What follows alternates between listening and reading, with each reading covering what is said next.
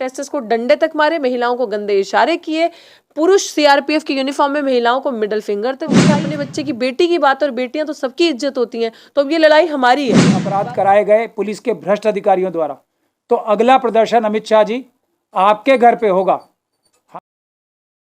आगे बताने के लिए, वरना आपके सिवा हमें कोई कवर भी नहीं करता, और ना ही हमारी खबर 160 दिन से किसी को बाहर पता चलती। अब 160 दिन की, आज 159th डे है इस प्रोटेस्ट का, और अभी तक आप देख रहे हो हमारे हौसले वैसे ही हैं जैसे पहले दिन थे। जुल्म इतना बढ़ गया है, जैसे प्राचा साहब ने बताया कि जिस जगह पे हम बैठे हैं हर दिन हम लोग वो क्राइम होता अपनी आंखों के सामने देखते हैं। वाइस चांसलर के द्वारा, वाइस चांसलर और प्रॉक्टर की शह पे, उसी जगह पे हमें उकसाने के लिए, आपने देखा बहुत बड़ी कवर किया कि जय श्री राम के नारे हमें उकसाने के लिए लगाए जाते हैं। एंटी नेशनल स्लोगन्स आरएसएस की शाखाओं में बोले जाते हैं। हमारा अपराध क्या है? हम न्याय मांग रहे हैं, ये हमारा अपराध है। जस्टिस, सिर्फ जस्टिस की गुहार लगा रहे हैं। हम ये कह रहे हैं कि जो क्रिमिनल आपने अंदर रखी है उसे आप बाहर भगाएं। और वहीं की, मुझे नहीं पता ये लोग डिग्रीज कहाँ से लेके आते, कौन सी व्हाट्सएप यूनिवर्सिटी से ये लोग पढ़ के आते हैं। आप मीडिया के कर्मी हैं, मैं आपसे प्लीज रिक्वेस्ट करती हूँ, आपके पास स्वतंत्र अधिकार है, आप जाएं वाइस चांसलर साहब से पूछें, रजिस्ट्रार सविता रॉय से पूछें, प्रॉक्टर से पूछें कि कहाँ से पढ़े हो या क्या केस की कितनी जानकारी आपको डॉक्टर रितु की 150 दिन से बैठी है, तो आप एक महिला जो वहां से पढ़ी और वहां पढ़ा रही है उसको आउटसाइडर कैसे बता रहे हो आप? और एक तरफ आप कहते हो केस सब जुडिस है, दूसरी तरफ आप ये कहते हो, मुझे तो जान के हैरानगी हुई सर कि वो उसमें क्या नाम इनका, डीन ऑफ स्टूडेंट वेलफेयर जो है, जब हम मीटिंग करने गए तो वो कह रहे हैं एक ट्रस्ट बिल्ड होना चाहिए। जब आपको हम पे ट्रस्ट है, सारी चीजें एक ट्रस्ट बिल्डिंग का आप बता रहे हो कि इसीलिए हम वापस आपके पास आए। तो आज ये प्रेस कॉन्फ्रेंस इसलिए इंपॉर्टेंट है साथियों, क्योंकि आपके सपोर्ट के बिना हम बिल्कुल अधूरे हैं।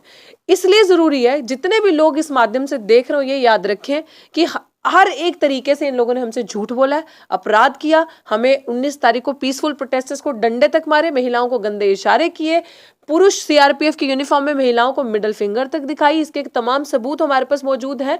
हर लेवल तक वो गिरे, लेकिन फिर भी हम डटे रहे। अब 6 तारीख एक अल्टीमेटम इन झूठे लोगों को दिया है जिन्हें लगता है कि हम कुछ भी करेंगे, हम जमीन तक से लेके कोर्ट तक सब सेट कर लेंगे, सब हमारी मर्जी से चलेगा। आप सोचो कि हमारी लड़ाई कितनी सच्ची है और कितनी मजबूत है, कि उनके ऊपर कितना प्रेशर है कि एक हेयरिंग रुकवा देना, फिर सेटिंग करके कोर्ट में चीजें मैनिपुलेट करवा देना। खैर वो चीजें तो पैरेलली चलती जाएंगी, आपको टाइम बाय टाइम बता दिया जाएगा। लेकिन आप सबसे मेरा हाथ जोड़ के ये एक विनती है, और मैं इस चीज को मैं लिटरली बड़ी शुक्रगुजार हूं अपने समाज की, कि मुझे लगा था कि हमारे समाज के लोग बाहर नहीं आएंगे।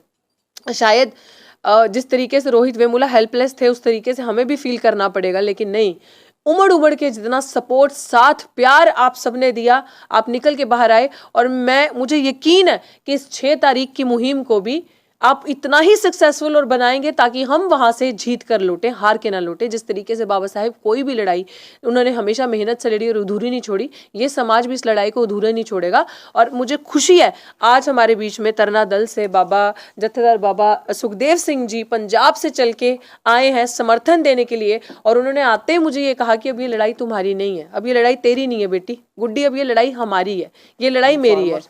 तो जब ये फार्मर्स को 13 महीने बैठे, यही बाबा जी ने कहा कि जब हम 13 महीने किसानों को जिता सकते हैं, तो ये तो अपने अपने बच्चे की बेटी की बात, और बेटियां तो सबकी इज्जत होती हैं, तो अब ये लड़ाई हमारी है।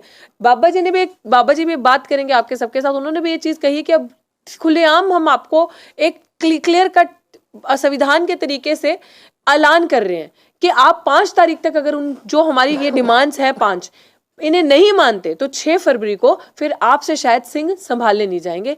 और सिंह, मैं कहती हूँ सूरमा तो हर कोई है, चाहे वो यूपी से है, चाहे वो पूरे भारत के किसी कोने से, हरियाणा से, पंजाब से, दिल्ली से, कोई भी, हर एक जो अम्बेडकरवादी है उसका लड़ने का तरीका आपने आप भी देखोगे। तो हमारा 6 तारीख को ऐलान है कि 10 बजे आप आएं और देखें इनका मुखौटा कैसे आपके सामने। 6 फरवरी सुबह 10 बजे आप अपने घरों से निकल के पूरा मीडिया आए और इनका असली चेहरा जो है आप उस दिन देखेंगे। तो मैं चाहती हूँ कि इससे पहले कि बाबा जी एक बात बोले, मैं एक सलाह और वार्निंग दिल्ली पुलिस और सारी एनफोर्समेंट एजेंसीज को देना चाहता हूं। अगर 19 तारीख की तरह बदतमीजी की गई, दिल्ली पुलिस, ये मैं अमित शाह साहब को सीधा सीधा मैसेज दे रहा हूं, ये आप जो ये करवा रहे हो ना, ये अच्छी बात नहीं है।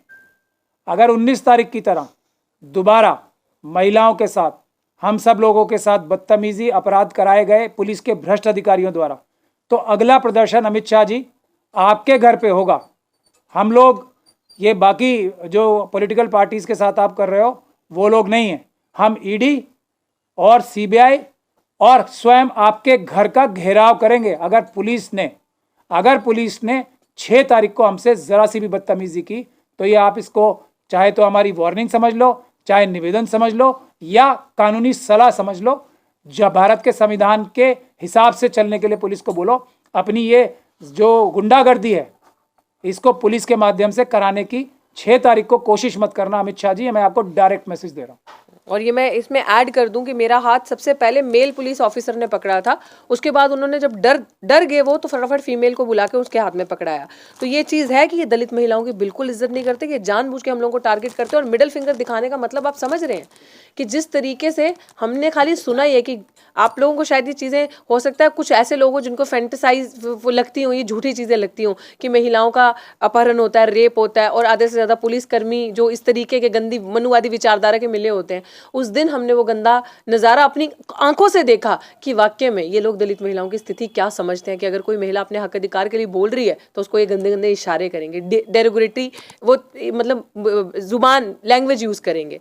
तो ये सारी चीज़ें ये ध्यान में रखें कि अब की बार ऐसी फौज लगाएं जो बड़े रिस्पेक्टफुल तरीके से हमारे साथ पेश आए।